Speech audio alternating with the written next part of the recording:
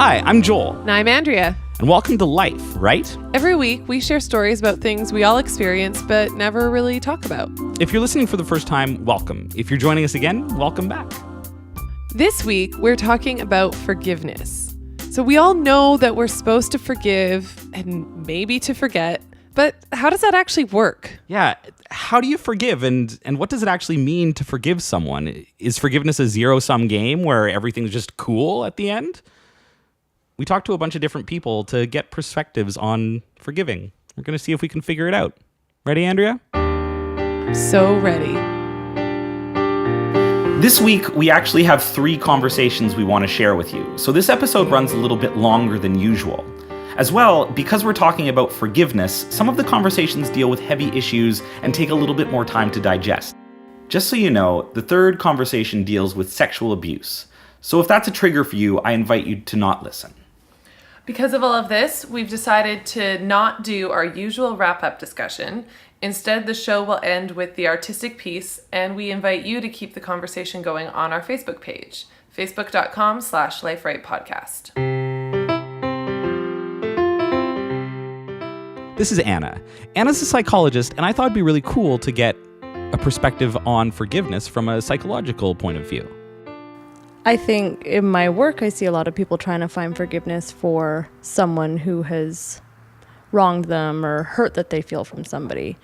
And a lot of times it's a very difficult thing to come to terms with because it often doesn't have anything to do with the conversation that they're having with that person who they feel hurt by or they feel wronged by, but more about the conversation that they're having with themselves. Somebody will come in and somebody's hurt me, I've been wronged by somebody, I can't forgive them, I can't get over it, I need them to do X, Y, and Z for me to be able to get over this and to forgive them.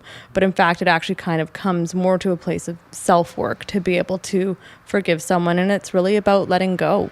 Empathy is huge for people trying to understand another person's perspective, really looking out their window, as it were. I certainly think it is a skill that people can learn and can hone, but I think there are some people who maybe are just more naturally intuitive to that and might have more of a sense of empathy to begin with. I come from kind of a perspective that we are ever evolving beings, so we don't kind of wipe the slate clean. We carry with us our experiences and what happens to us and pain that's happened or experiences of forgiveness where it's gone well or where it hasn't gone well, and we kind of move forward from that. And I think the idea of that now the slate is wiped clean and everything we're back at the same place or like it never happened is just impossible because those things did happen or someone was hurt or there was some reason why that person needs to forgive them, and that's kind of part of your life experience. And I think to be able to forgive is actually letting go, but it's never going to go away.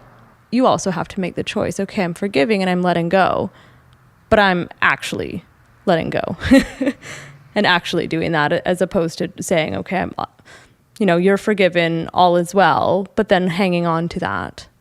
And I think that's the crux of forgiveness and probably what a lot of people struggle with, right? Is that, okay, well, I've forgiven them, but now I'm still kind of choked, and I just can't let it go, and I can't kind of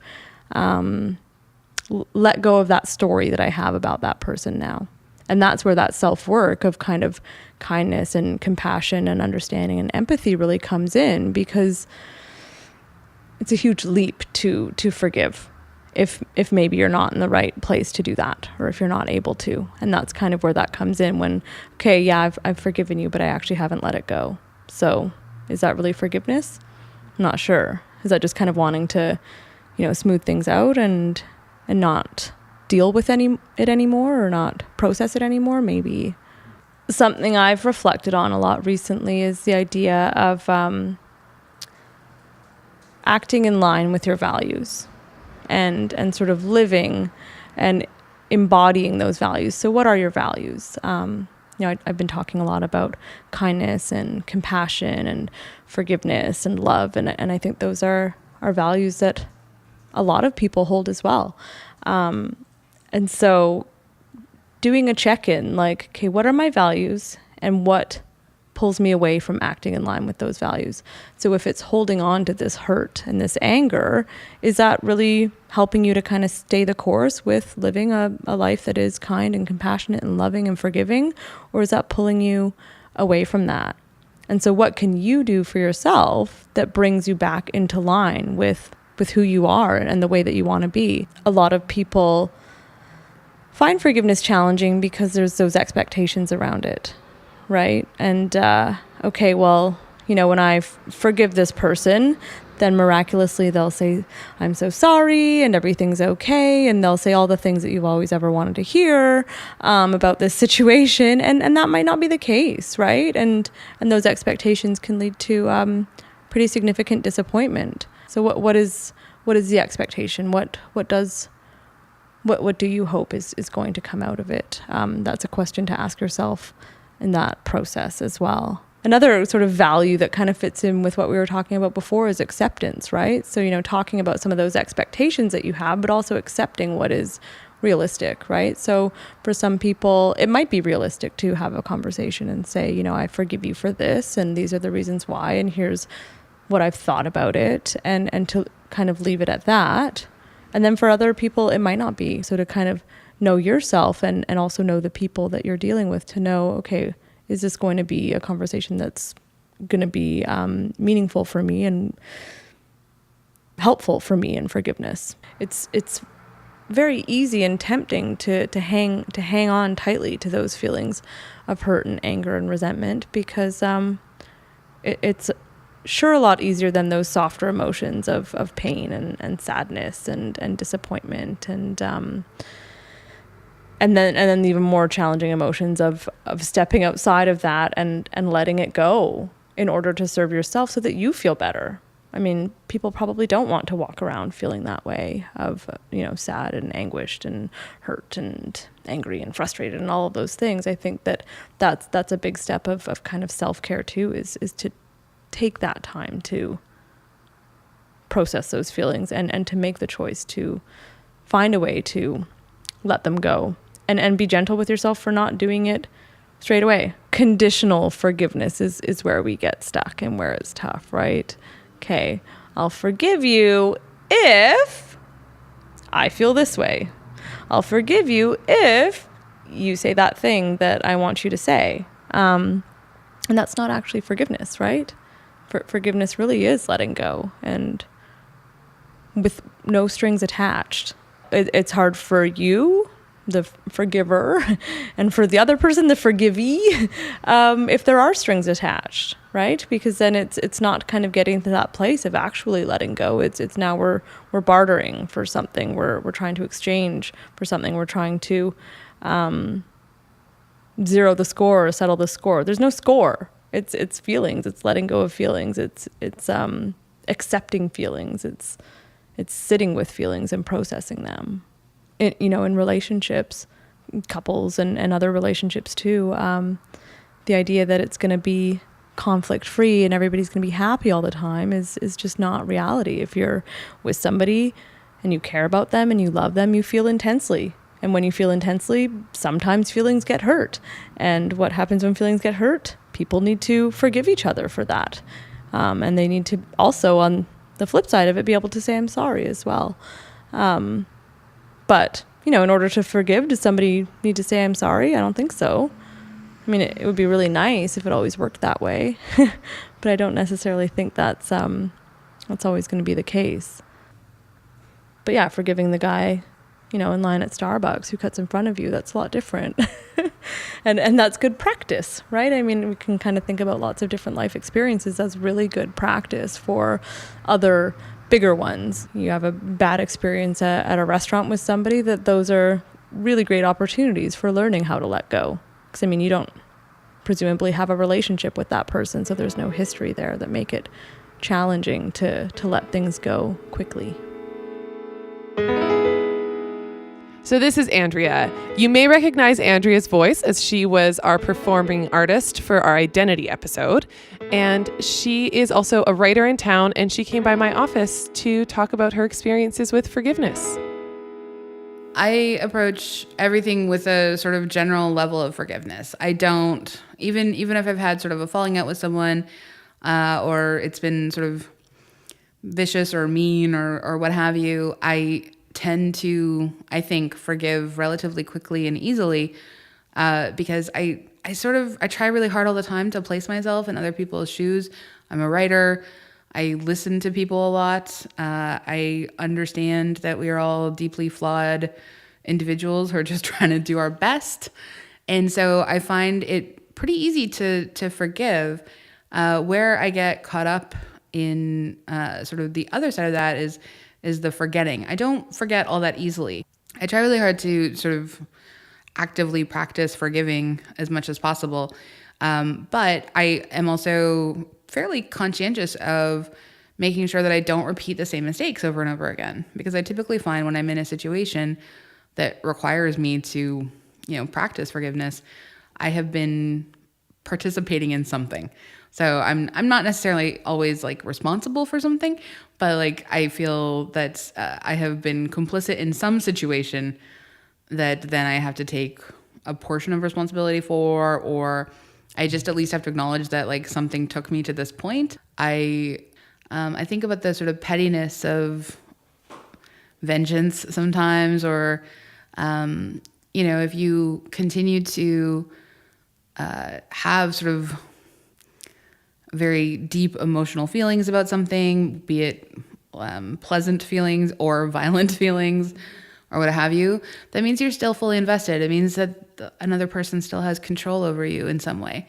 And so it's really important for me to be able to let go of all of that. I think I've grown more intentional as I've gotten older. I think I've also seen how refusing to forgive people has impacted others I know, like other people who just can't forgive or forget, and they carry that anger. I know a lot of very angry people, and I didn't want to be one of those angry people. I think it kills you faster, and I think it makes you bitter, and I think it ruins your life. I have some family members who just have continued to, I think you do choose bitterness. Like if you aren't like unpacking your own things, why does something hurt you? Why does it make you feel sad? Why does it make you feel good? If you're not unpacking all of that and analyzing the relationships and the things that you go through and your life and your feelings, and you just default to why me, like you're so bitter forever. And it's not a good look for most people. You don't have to pretend nothing ever happened. Like that's just both of you being willfully stupid. You have to move on from a certain point, and you're always going to have that as part of your history. But you build on that. I mean, it's like a tiny point in the foundation of what is potentially a lifelong friendship or business partnership or what have you. Forgiving is very, very good. Forgetting, you have to be careful what you forget, because otherwise you are likely to repeat a lot of the same mistakes in the future. Like I have an old high school best friend, and we were 17 or 18 when our friendship imploded spectacularly. Oh my God, you've never seen like the mess that two teenage, and it was vicious and ugly and awful. And then she got in touch with me 10 years later. She just was like, hey, we haven't talked in a long time. I'm like, yeah, because you suck. But I didn't say that. I thought about it. I was like, well, but we both sucked. Like, honestly, I think that's the one thing that like time does give you, this extra additional capacity for forgiving, because you realize sort of oftentimes your complicity in the situation that has caused some kind of rift. We've never really talked about it, and I don't think we really need to. Like I mean, maybe other people would be like, no, you probably should. But like, we're actually really fine. Like we have a very nice friendship. We're people that we know. We loved each other at one point. We're casual acquaintances now, but that's actually pretty good. Like it's not everyone is a forever friend. And that's a lot of our culture really focuses on this concept that you are just, entwined forever with everybody. And that's not very sustainable. Like some friendships are meant to be for a very certain amount of time. Other friendships are meant to let go of at some point. We're not taught how to undo ourselves from people or how to unravel from people. we're taught that that's a failure somehow. And I really firmly believe it's not. This is one of the things that I've struggled with like random sort of emails from people that I haven't talked to in 10 years, where I've received them. And one in particular, she apologized to me for, God, a whole bunch of things, and a bunch of things I didn't even know about, actually, which was, I mean, that was interesting. It's like, oh, I didn't even know you did that to me. Okay, cool. And that's, that's fine. But I had already made my peace with her. Like, I was just like, okay, well, I don't know. It sucked. Wasn't great, but I'm okay. And I can't give you headspace anymore. I can't give you any heart space. I just it was past. It was unfortunate. I know we're not going to be friends again. We're cool. It's fine. So I get this like massive apology, and I just really thought about whether it required me to respond, because I feel like kind of strongly that once you have offered a sincere apology for something, provided it is not a violent offense, and you offer up a sincere apology, you're kind of in the free and clear. Like, I'm hoping that this woman felt like she had done her due diligence, and it shouldn't have to require anything of me in response. Like, forgiveness, I don't think always has to be a two-way street. I don't think I have to be part of like the reciprocation of that. That's a contingency. That's about making you feel better.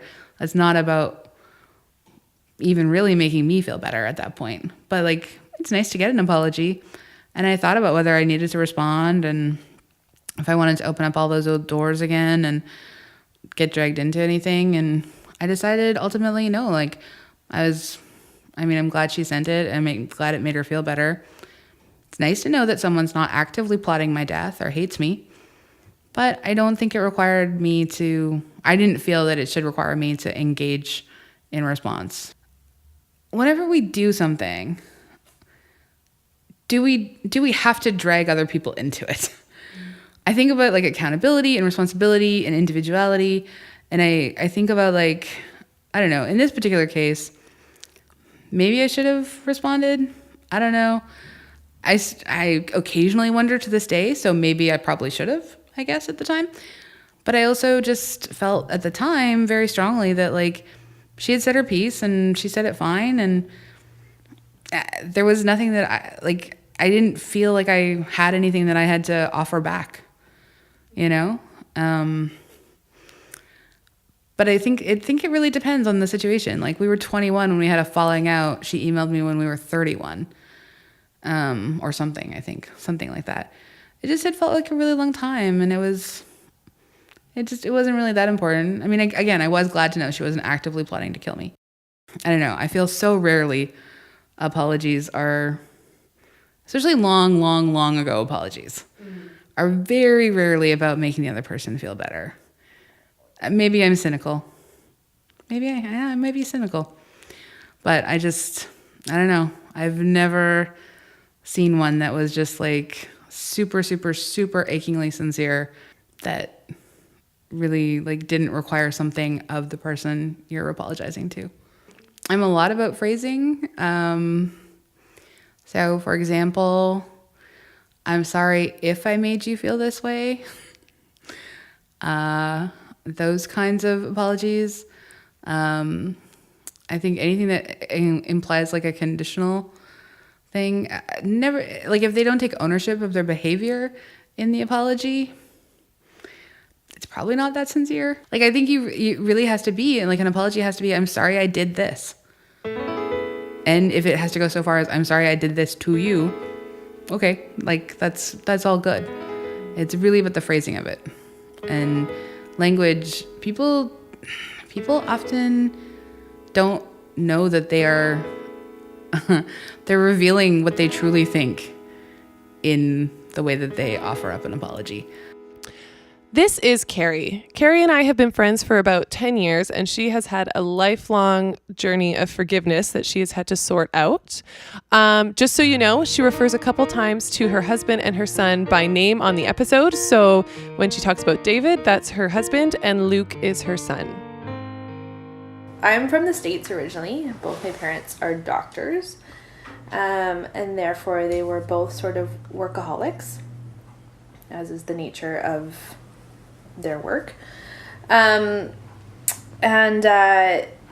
a young age, from about the time I was 2, my father became abusive and addicted, and it actually runs in my family. Long line of addiction in my family. He started out abusing alcohol and soft drugs, and then he continued to elevate his drug use to dangerous levels. He was an anesthesiologist as well, so that didn't help anything because he could access very high-level drugs, and he did. He was also a sex addict, and besides the verbal and physical abuse at home, I was also sexually abused as a child. And this is the first time I've stated that publicly, so hooray for progress. I've managed to repress most of the memories of my childhood because it was pretty stressful and hurtful. Despite not remembering much, most of my major and minor life decisions that I made were from a place of stress and fear and hurt and anxiety because of my childhood. And that basically means that almost all of my decisions were pretty terrible until my mid-20s. And then, yeah, that's when I decided I needed to make a change. And really, I started realizing that I needed to work through stuff when I was 19. My first year in university was when I realized something was not right within me. I had 2 paths to choose from. And one was going to lead me downward, and one had the possibility to lead me upward. But to this day, my father's never contacted me, asked for my forgiveness, or wanted to talk about anything that's happened. So it was just a decision that I made. I had a huge weight that I carried around and a huge chip on my shoulder. I laid most of my bad decisions at my father's feet, and there was an enormous pile that I held him responsible for, all of which in turn fueled my pain and my anger, which in turn led me to make bad decisions, which in turn made me react poorly, which in turn, it was a vicious cycle that honestly ended up with me waking up one morning and just thinking, I cannot go on like this, or I'm going to end up just like him. Well, I tried to do it on my own for a while, and I did manage to work through some stuff on my own, but things really took a turn for the better for me when I met my life coach, and she has been instrumental in really challenging me. I felt like a lot of counselors in my life have always been listeners, and they want to hear about things, and that's not my life coach's mode of operation. It's more like, really, so let's dig into that. And that's what I really needed. I needed someone to challenge me, and not, because I felt like I kept telling my story from a place of being a victim, and I was trapped in being a victim instead of getting past that and over that and free of that, which I think once I was able to look past my victimhood, I could then look at forgiveness. And there's a theory that my life coach has taught me called the onion theory. Basically it means that your hurt and pain is like an onion. And you're going along in life, and suddenly there's an onion, a raw onion in your lap. And it makes you tear up, but you can't get rid of it just by chucking it out the window. You have to deal with it one layer at a time. And so you proceed and you work through maybe layer 1, maybe layer 2 or 3, and you're thinking, hey, I'm doing great. Surely, get rid of my onion. Sure, I'm almost done with this. I feel so much better. And you might actually feel better, and that's fantastic. But you're not done, because there's sometimes multiple layers of the onion. And suddenly you go over a speed bump, or you stub your toe, something that shakes the onion in your lap, and then you're tearing up again, and you realize you still have this onion, and there's more layers that you need to deal with. Many, many layers later, I still have the onion in my lap, and I think I will probably have the onion in my lap for the rest of my life. An example is, I didn't actually remember that I was sexually abused until I got married. So that's an example of an onion layer that I didn't even realize was there until it was staring at me very blatantly in the face. And then when I got pregnant, I knew there would be another layer attached to parenting and how I was raised and stuff like that, being around my father. So these are examples of layers that you can't preemptively work on until you are there in the midst of the layer. There are things that I could work on, like a memory or a past sort of safety mechanism that was no longer serving me. I could work through those, and those are layers of the onion that I could peel off whenever I felt ready to.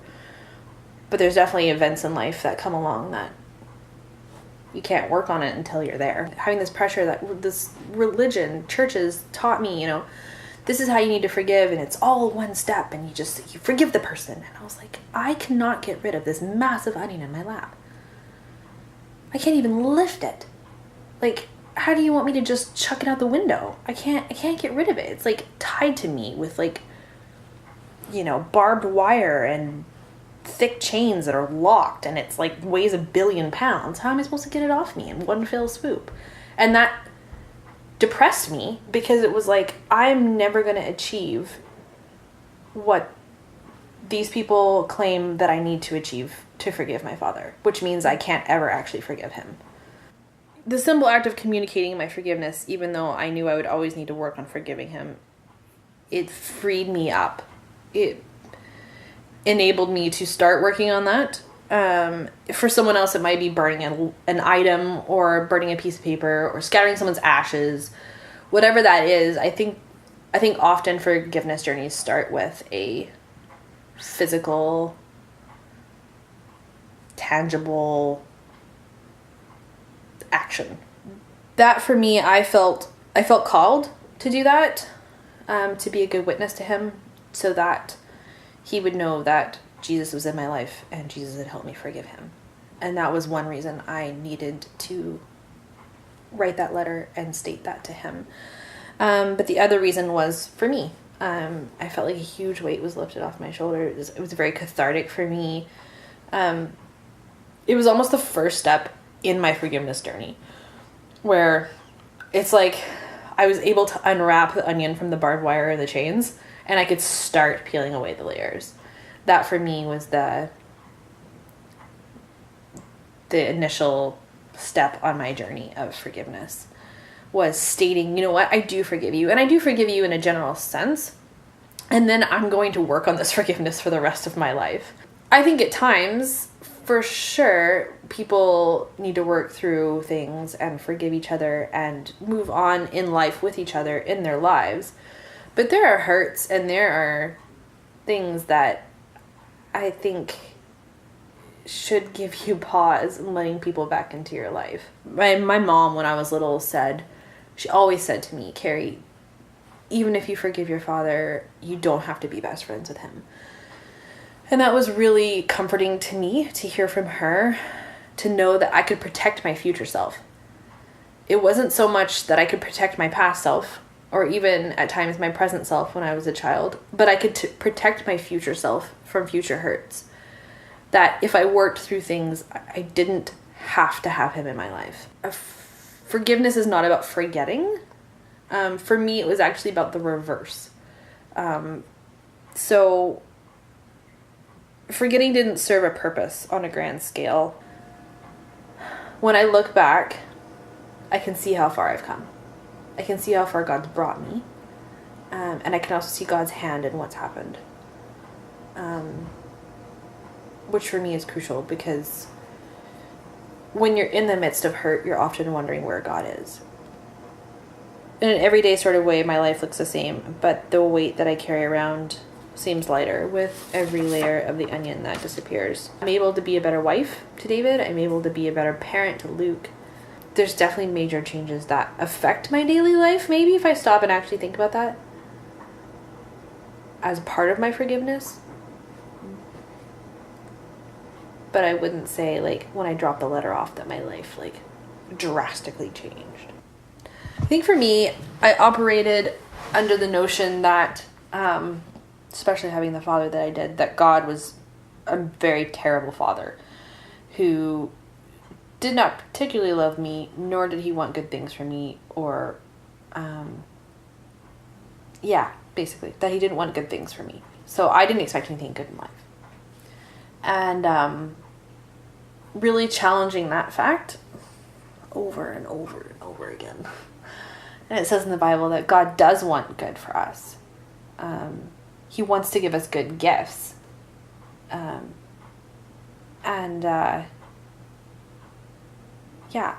He wants to give us hope, and he wants to give us a future. And that for me was, oh, okay. What does that look like? Because I didn't grow up with that. Now it's, okay, God does want good things for me. God is good. God does love me. God wants me to have hope in a future. And trusting in that, which in then turn helps me to live my life from a place of positivity instead of negativity, in that I'm not expecting the worst to happen. I'm not waiting for the shoe to drop, per se. I am instead expecting God to do good. Really, Luke to me is a symbol of all of the hard work that I've done and how God has walked me through that.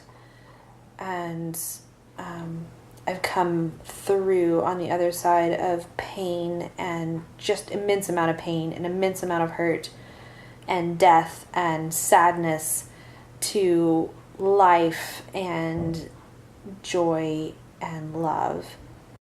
I firmly believe that forgiveness is a journey, and in my case, a lifelong one. One that doesn't require me to bring the person I'm forgiving with me out onto the path of my journey. A journey whose path was and is set from the memories that require the forgiveness. A path that I can't deviate from even if I want to, which I'm realizing I actually don't want to. Forgiveness is an ongoing decision that I choose to make, and that is made possible through my faith in Jesus. And I firmly believe that I would be unable to forgive some of the deep hurts without the help of Jesus. And I think being able to remember, being able to forgive the person, whether they ask for forgiveness or not, being able to work through the pain and the hurt, that it's all made me stronger and better in so many ways. I certainly wouldn't be who I am today without all of that. And for the longest time, I asked myself, who am I in light of all of this pain? I wish this had never happened to me, and then I'd be okay, I'd be normal.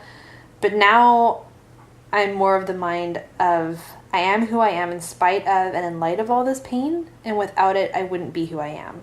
And I'm okay, and actually I'm great. And I'm great because of all the pain, because of Jesus' great grace in my life, and because of all my hard work through this pain. And if you'd asked me even a year and a half ago, I probably wouldn't have been able to say that. I mean, maybe we should, but forgiveness is not something that we go about being like, and I'm forgiving this person, and I'm at this stage of my forgiveness with this person. And we don't really talk about it like that, or much at all, really. But I don't know. And I don't, heck, even with David, even with my own husband, I'm not like, all right, well, I'm working on this layer of the onion, and, I'm 85% through layer 83,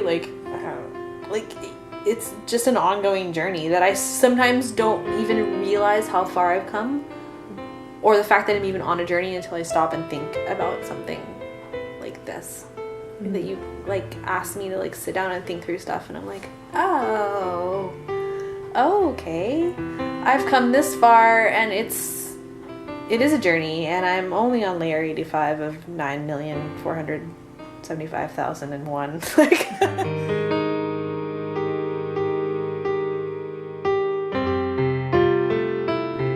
Our artist this week is Dorothy Dittrich, reading an excerpt from her series Tippy and Stan.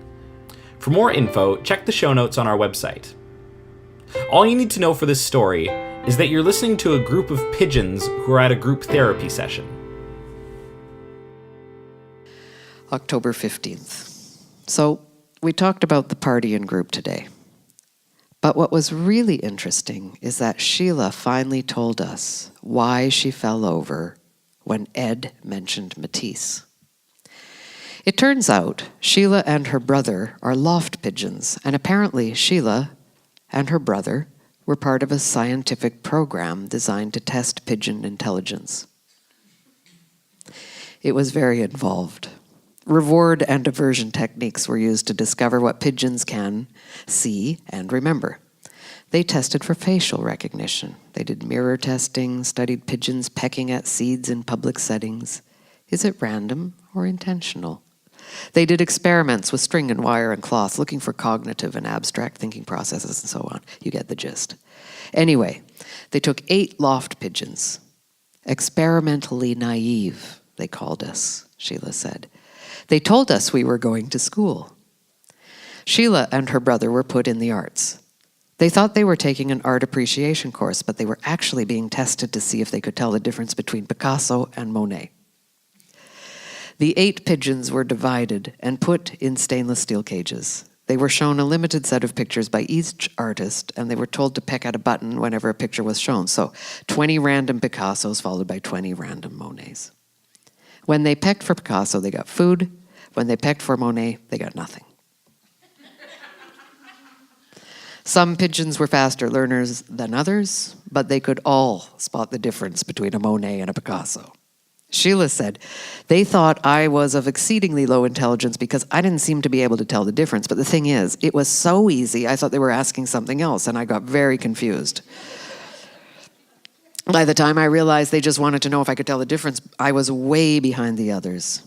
But I did finally catch on, and then I was fine. She smiled shyly and looked at the therapist. The therapist nodded. Sheila got a little bit stronger and continued. Well, once they got this experiment finished, apparently, the scientists really started messing with the pigeons. Could they spot the difference between color, texture, brush strokes? They could. Between Picasso upside down and Monet upside down? They could. In fact, the pigeons knew the difference between Cubism and Impressionism immediately. So they brought in Van Gogh and Chagall. Sheila developed an eating disorder. Her brother Jeffrey began to have violent mood swings. By the time Matisse was introduced, Sheila was badly overweight and suffering from panic attacks and fainting spells. All day long, they were shown paintings and then taken back to their stainless steel cages, where they could hear but not see each other. Jeffrey became introverted and constantly enraged. He began to act out and look for ways to mess with the testers' heads. He was already miles ahead of the rest of the class. He had moved on to line drawings and charcoal. He was looking at black and white photos with humans, photos without, trees, flowers. Jeffrey became legendary in the lab. It was like he could anticipate the tests coming at them. He could spot the difference between Braque upside down and Picasso. He knew paintings he'd never seen. He could identify Picasso's blue period. He nailed Monet, Manet, Matisse, Warhol, Dali. He knew art movements, the expressionists, abstract expressionism, surrealism, Dada. He identified the missing painting in Jackson Pollock's first 17 paintings. He could spot Jasper Johns in 1-second flashes. It wasn't memory, it was pure knowledge. Then he began interpreting meaning. He was being perverse. Jeffrey was trying to shame the scientists by outdoing their expectations, but it was too subtle, and it backfired. The more he did, the more they piled on. They never thought for a moment about Jeffrey's feelings or his energy. Eventually, Jeffrey had to be taken to the lab vet, where he was put on sedatives. His nerves were shot. He was exhausted. Sheila nearly lost her mind when they took Jeffrey and ended up strapped down to a gurney in the psych ward in the bed next to him. By the time Sheila got to this part of her story, we were in a state of shock. You could hear a pin drop. She stopped and looked at us, kind of surprised. She said, no, it was good. It was the best thing that could have happened. We waited. Well, Jeffrey and I got pulled from the program before any real damage was done. The vets treated us like gold. We got to rest. We got to be in the same room. We also got to read. That's when it really started. We found books on Greek mythology, theater, poetry, literature. We read about religion and science. We read about all the different ways the people think. And they let us watch an hour of TV every night.